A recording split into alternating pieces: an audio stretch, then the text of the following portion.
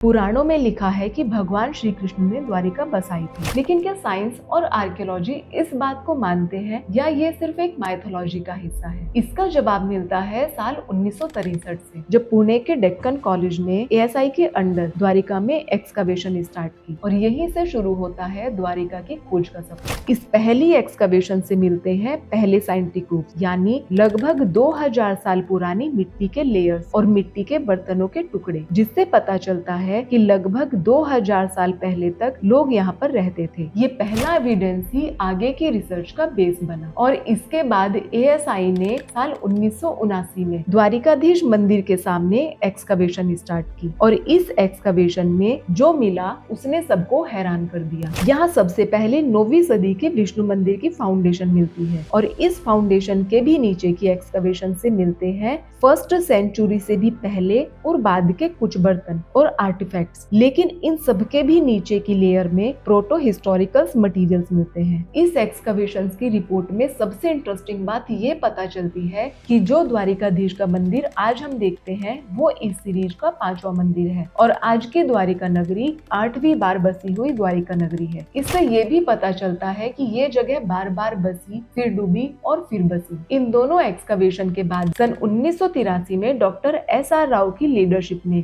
CSIR और NIO ने मिलकर अंडर वाटर एक्सकवेशन शुरू किया और अरेबियन सी के अंदर की एक्सकवेशन से उन्हें मिलता है गोमती नदी का पुराना चैनल, जो 1.2 किलोमीटर तक अरेबियन सी में था। इसके अलावा सदियों पुराने स्टोन एंकर और स्टोन हार्बर। और इस बार की खोज से ये पता चलता है कि द्वारिका सिर्फ एक रिलीजियस साइट ही नहीं बल्कि एक समुद्री व्यापारी नगर भी रह चुका है। लेकिन इसके बाद अभी और भी एक्सकवेशन बाकी थी। साल 1997 से 2000 के बीच में डीप सी एक्सकवेशन हुई और इस बार यहाँ मिले सेमी सर्कुलर और रेक्टेंगुलर स्टोन ब्लॉक, यानी पुराने जेटीज के बेस, कई स्टोन एंकर्स और इनके अलावा एक पत्थर जिस पर प्राचीन गुजराती स्क्रिप्ट खुदी हुई थी। ये सभी मल्टी लेयर्ड सेटलमेंट यानी कि बार बार बसी द्वारिका का प्रूफ देती है, जो मिडिवल और उससे पहले की हिस्ट्री को दिखाते हैं। साल 2007 में भी एएसआई ने द्वारिकाधीश के नॉर्थ गेट के पास ग्राउंड और अंडर वाटर एक्सकवेशन की और यहाँ से भी